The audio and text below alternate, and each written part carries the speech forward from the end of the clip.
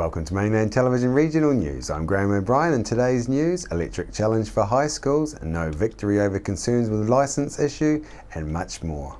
Keeping Victory safe for the community is Gail Petcher's main aim. I spoke with Gail about the controversial liquor store in the area.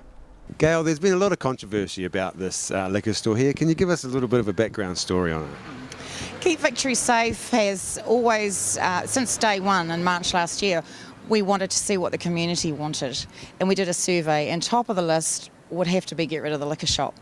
So we were new in the area, we were scouting out what was going on, and it wasn't long before we could see what was happening. The liquor shop and it not having a 24-hour liquor ban across the road in the park there. There was intimidation from people who were drunk and offensive behaviour. There were shop owners were suffering, the business was suffering. So it was pretty clear that we needed to look at what was going on with the liquor shop. Sure, and there used to be an on licence here in the gambling. I mean, that was the first response. Can you give me a bit more on that? Yeah, a year ago it was, and the gambling left the property and the owner sold it. So all of a sudden, overnight, it became an off licence, which shocked everybody because there was no public consultation. So there's a bit of a grey area around that and how it managed to get here in the first place. But it took a whole year for it to come up for renewal, and that's where we're at right now because it's up for renewal. What are some of the negative effects you think are coming from this off licence? Well, you only have to look around, Graham. I mean, we're just down the road. There's preschools on either side. We've got a park right across the road. It is in your face, and kids walk past here every day. It is so easy to get the alcohol and go across and sit in the park and drink. And I just used to walk around daily and take photos of broken bottles in the playground and bottles left everywhere and leftover things. So it was a no-brainer that why have we even got this here? Sure. And how about the cameras? You think the cameras were put in because of this, or was one of the problems anyway? Yeah, and that was something my colleague and myself did straight away, that people wanted cameras up and to have a look at what was going on, make them feel safe, because Keep Victory Safe was all about why are you feeling unsafe. They didn't like to go in the park because of what was happening or come down to the shops, so we lobbied the council long and hard about putting cameras up there and paying for them, and thankfully they came on board, which was great. And of course there was an incident that happened fairly recently that caught that. So yeah, that was one of the things. The other was getting a 24-hour liquor ban on the park. And what's the council's policy on liquor stores, or alcohol policy? Well, good question. They don't currently have a local alcohol policy. It's still in draft. That's something I will be going back to them this year and saying, hey, can we bring that back onto the table and do something about it so that we can get some clear guidance about where shops like this can be set up in a local community like this that's high deprivation, low decile. It just shouldn't be here, not next to a park like this with children around. No way. Court serving minors and police stings on March 6th and March 25th have cost a reoffending Nelson Bar and Motueka Supermarket to have their liquor licences suspended for a period of only 6 days. The Liquid Bar on Bridge Street in Nelson is now a fourth-time offender since 2009, with New World in Motueka now a two-time offender, with the first sting catching the store out in August 2005. Both businesses have had their managers' licences temporarily suspended. However, as this is not his first time, Liquid Bar manager Craig Lyons will have his certificate suspended for a longer period of 6 weeks after a previous suspension of 4 weeks.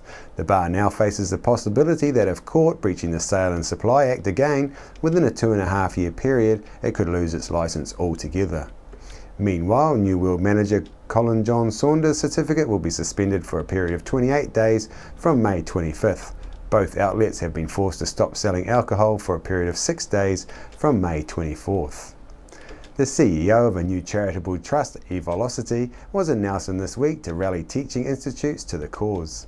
eVelocity is New Zealand's largest electric vehicle event, and a large component of it involves high school teams building electric vehicles to compete at the main event at the end of each year. I caught up with CEO Rob McEwen in our mainland studio this week. Can you please tell us a bit more about this company? Sure. Actually, eVelocity is a charitable organisation, And we are all about inspiring youth in New Zealand to think about the future of transport and the sustainable, environmentally friendly future of transport through getting them involved in electric vehicles. So we run an annual a project-based learning competition for kids in high schools, and there's opportunities for youth outside of high schools to be involved as well, and then that culminates in an end-of-year festival where the high schools competition is a component of that festival. So during the year the kids get to design and build their own electric vehicle, so it involves mechanical engineering skills, design skills, a bit of electrical engineering, and some power electronics, and some computer programming. And then they put their teams together. We provide them with an electric motor kit, and then at the end of the year they get to have a lot of fun with their vehicles at a motorsport park. Well, I think you get swamped with that one, wouldn't you? Yeah, you know, look, I think youth are engaging with it. We ran a pilot program in Canterbury last year, and we had 16 teams from 11 high schools. Wow. This year in Canterbury, it looks like we're going to have over 30 teams from 16 to 18 high schools. And a lot of that has just been sort of word of mouth amongst the kids, you know, how much fun they had in the program last year. So it's fun for them. I think the kids see it as, it's not my father's car, you know, it's future focused, it's not looking to the past. I think they intuitively believe that electric vehicles are the future. And I think they are also more concerned about the environment and the impact that their parents have had on damaging the environment than we give them credit for. So they want to do things in a more environmentally friendly way. Sure. And then of course, you know, what kid wouldn't be excited about being able to take their vehicle to a motorsport park and have some fun competitions. Sure. So you're based in Christchurch. What's brought you up to Nelson this time? So we approached the New Zealand National Commission for UNESCO, which is run through the Ministry of Education, and shared with them some of the results from the program in Canterbury last year. And they said, gosh, this is a great program for engaging kids. It shouldn't be kept to Canterbury. It should be something that you're taking out around the country. So they've given us a little grant, and with that grant, myself and my colleague who runs the high schools program have been touring around the South Island last week and this week, visiting the Polytech regions. So in Canterbury, the Christchurch Polytech and the electricity company there, Orion, are two of our biggest supporters. And so in each region we've been visiting the Polytechs, the electricity companies, the community trusts, where we can, talking to some of the schools, and just seeing, you know, is there the interest in this community? Yeah. Is there the sort of community support that would be required to actually bring this sort of program to this region? Sure, that sounds fantastic. And so far, has there been that keen interest, like from the schools? Well, I've actually been blown away over the past week, I've got to say. Yeah, I mean, pretty much everywhere we've gone, whether we're talking to the electricity company, whether we're talking to the kids or the teachers, whether we're talking to the Polytechs, whether we're talking to the community trusts. In some cases, like there's, for instance, NMIT has a trades academy that they work in association with local high schools, and it's like, yeah, okay, this could be something new in the way of a new program that sort of really hooks into a new group of kids. Maybe, I mean, there's quite a lot of computer programming opportunities in terms of programming the motor controller that controls how well the vehicle performs, and so a lot of kids are looking at that and going, oh wow, that's a really neat skill that I can learn. This year in the competition, we actually have sort of an autonomous vehicle kind of aspect to the innovation competition, where they actually have to park their vehicle without looking back over their shoulders. So they have to park their vehicle using technological solutions. So it may be reversing cameras, sensors, it may be remote controls, you know, that sort of thing. So yeah, no wonder the kids would be all over that. Yeah.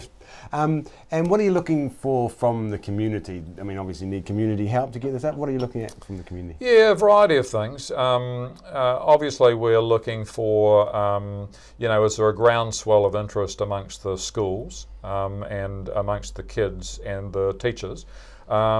Does the Polytech see it as a great sort of program for them to build bridges between the schools and tertiary education?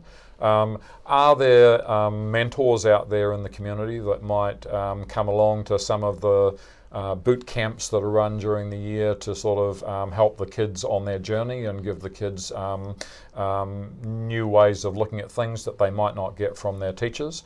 And also, of course, is there funding support available from the community, because we are a charitable organisation, and so we're looking at each community and saying, is there a base of funding that this community can deliver that will allow this program to happen in that community? Sure. Sounds great. We can't wait to see what happens from your efforts. Thanks very much, Rob. Thank you. Thanks. From Monday next week, Tasman District Council is upcycling recycling, with ratepayers receiving a new 240-litre recycling bins. The new bins and upgraded service is designed to reduce waste to the landfill. Each bin will be allocated to a specific address with a unique number and address printed on the side of the bin. An information booklet and a collection calendar will be included under the lid.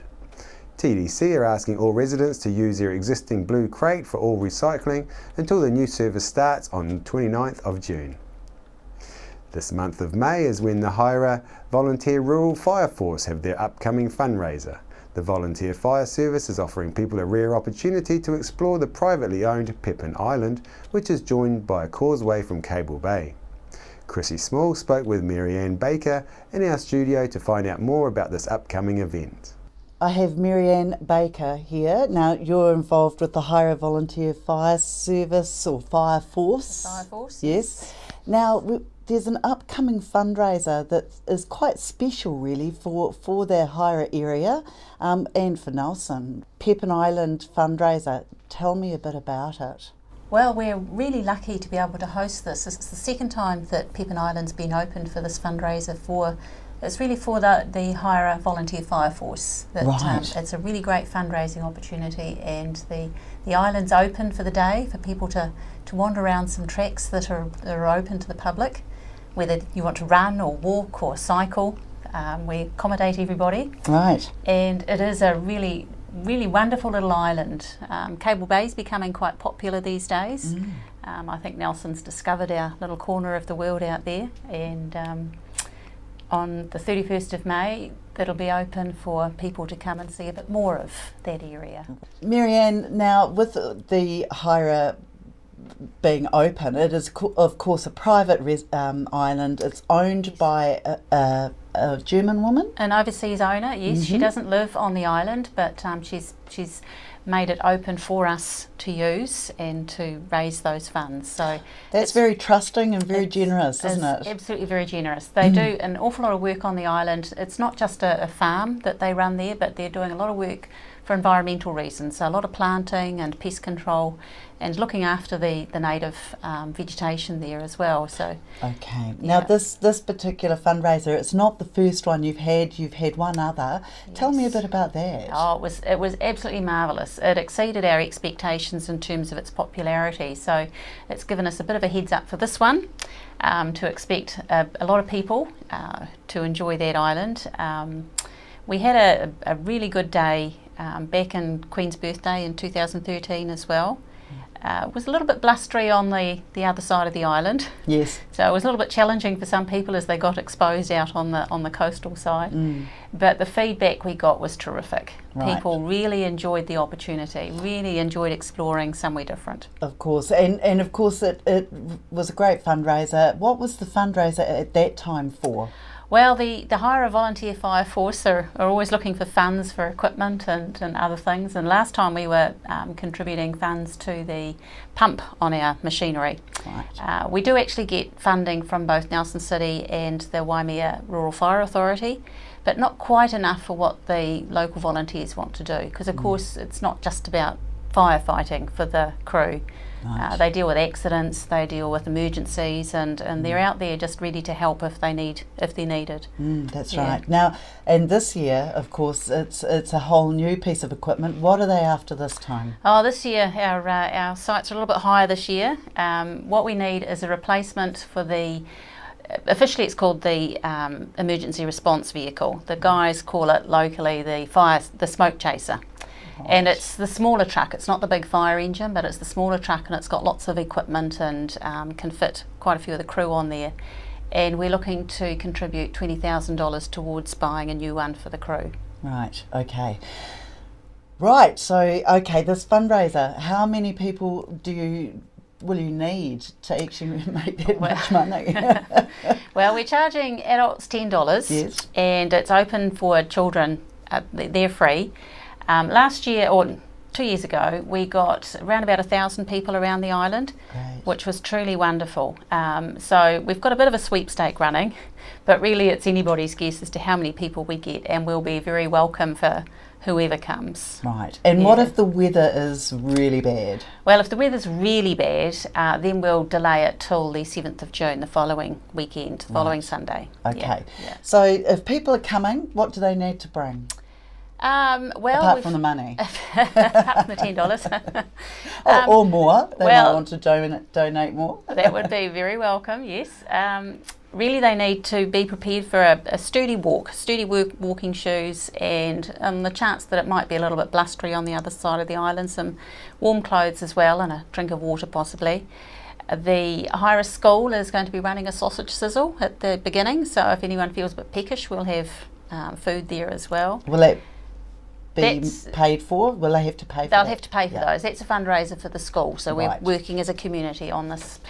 So yes, there'll be food supplied there, but people are welcome to bring a picnic and find a little place for a picnic up on the island as well. Stop for a rest. Yeah. So apart from that, we've opened it for cycling as well. It's not terribly difficult, not technically challenging, but apparently it can be quite steep in parts. I haven't cycled it myself, but I gather it can be a little bit steep in parts. Okay. But otherwise not too challenging. Right. And of course there's the lower areas which are more easier for people who might be a bit find it difficult to get to the summit. We did have a little bit of feedback that some of the walking track was quite challenging for some people, so we've got a slightly different track to the summit. The steep bits aren't quite so steep this time, but it still goes right to the top. But if people can't quite cope with that hill, then we're opening up the bottom part of it for a there and back sort of trip rather than a circuit. Great. Yeah. Okay, and I guess the volunteers will be out there in force on the day? They certainly will. They're a great crew. They'll be dotted around the island. We'll have them sorting out parking as well, because there's not an awful lot of space for parking, and we ask people to be a bit patient as we organise all the cars. Right. But the crew will be dotted around the island, really to help people along, make sure no one gets lost, and keep an eye on making sure no one hurts themselves, and just in case. Yeah. Well, look, I hope you have a great day, and I hope that you achieve your goal. I know the goal's 20,000. I hope you get there with that. Thank you very much. Yes, we hope so too. Thank you. Nelson Marlborough pop band Little Oceans, made up of Matt Johnston, Josh Edmonds and Sam Edmonds, have been performing their original music together since leaving high school. The band was originally known as Recommended by Your Mum, securing a worldwide release deal for their first album in 2011. The members spend most of their time at their homes in the Pelorus Sound, writing and producing new songs for a debut Little Oceans album. 2 songs were awarded New Zealand on-air grants worth $20,000 for studio recording and the production of high-quality music videos. In February this year, the band released their latest video, Northern Eyes, which is up on their website, and the single is now live on iTunes and Spotify.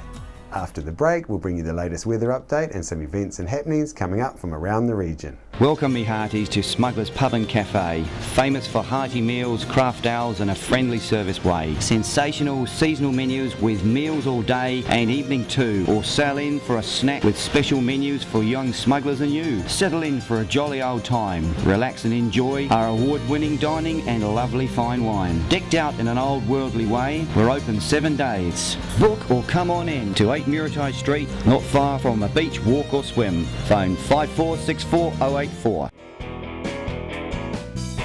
Discover the Belgrove Tavern just 20 minutes south of Richmond on State Highway 6.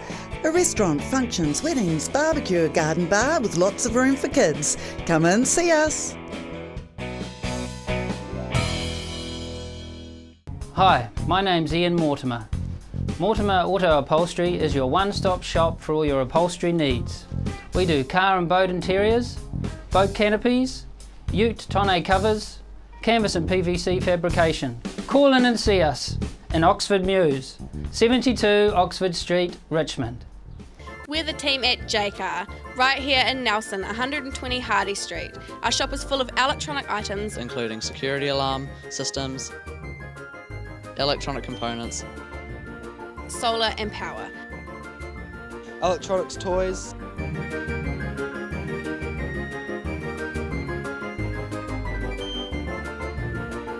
sound systems, cables, and much, much more. JCar. 120 Hardy Street, Nelson. I'm Francis from Nelson Auto Glass. We repair all auto glass, stone chips, windscreen replacements, scratch removal. If you have an auto glass issue, our team will sort it. Nelson Auto Glass Specialists, 84 Vanguard Street, Nelson.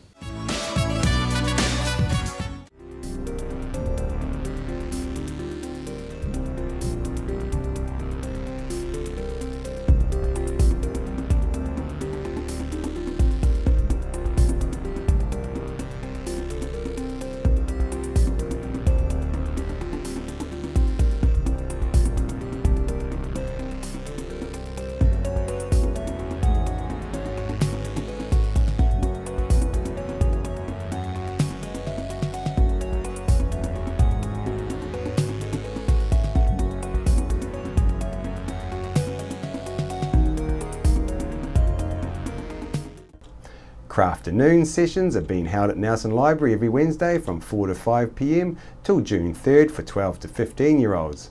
There is a variety of materials to use and the subject is hearts. This is a free event and numbers are limited. For more information, please contact the Nelson Library. Forest and Bird are having a potluck dinner from 6 p.m. and a talk by Golden Bay botanist Philip Simpson on his book Tautora from 7:30 p.m. Wednesday 13th at Te Hunanui School. Saturday the 16th of May is Family Movie Night at the Headingly Centre with Paddington Bear, starting at 6 p.m. This is a fundraising event supporting a youth mission trip to the Philippines later in the year. Drinks and snacks will be available. On behalf of the team here at Mainland Television News, thank you for joining us, and we'll bring you the latest news and events from around the region again tomorrow.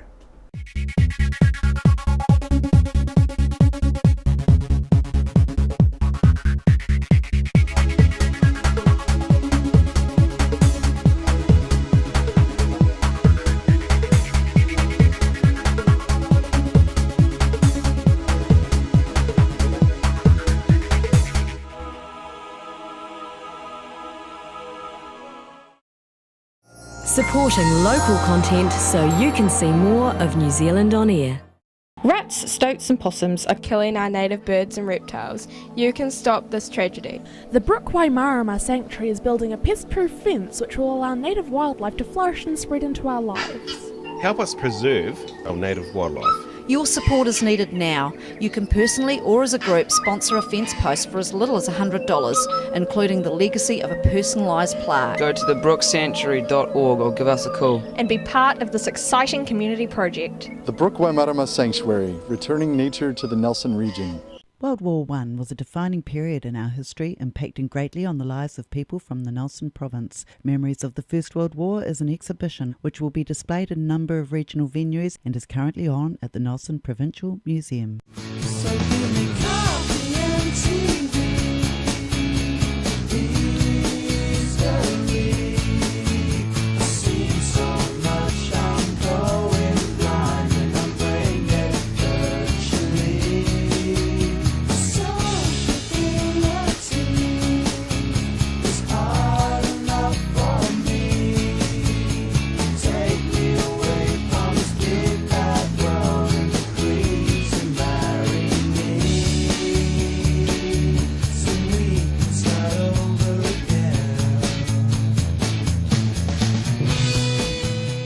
I'm Francis from Nelson Auto Glass.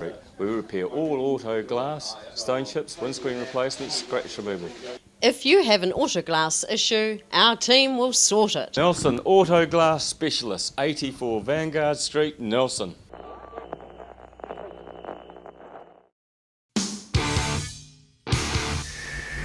.1 The Shed.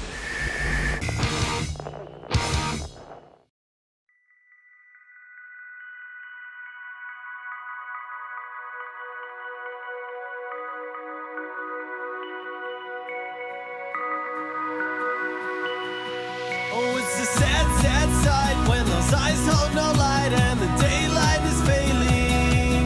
I can make it cold in December, we'll hide under covers till light. It's a big one tonight, but please don't hold me tight. We can dive for the ocean, making all your nightmares come true. It's a strange way to prove you're alright.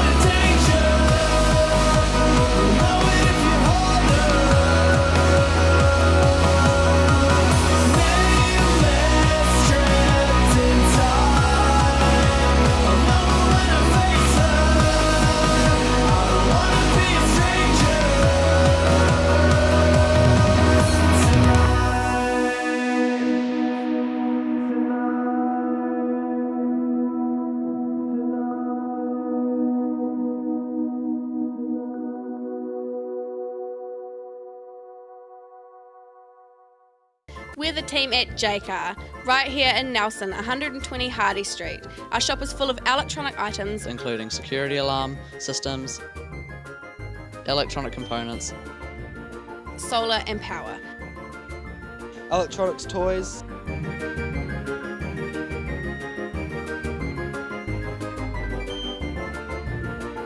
sound systems, cables, and much, much more. JCar. 120 Hardy Street, Nelson. Discover the Belgrove Tavern just 20 minutes south of Richmond on State Highway 6. A restaurant, functions, weddings, barbecue, garden bar with lots of room for kids. Come in, see us.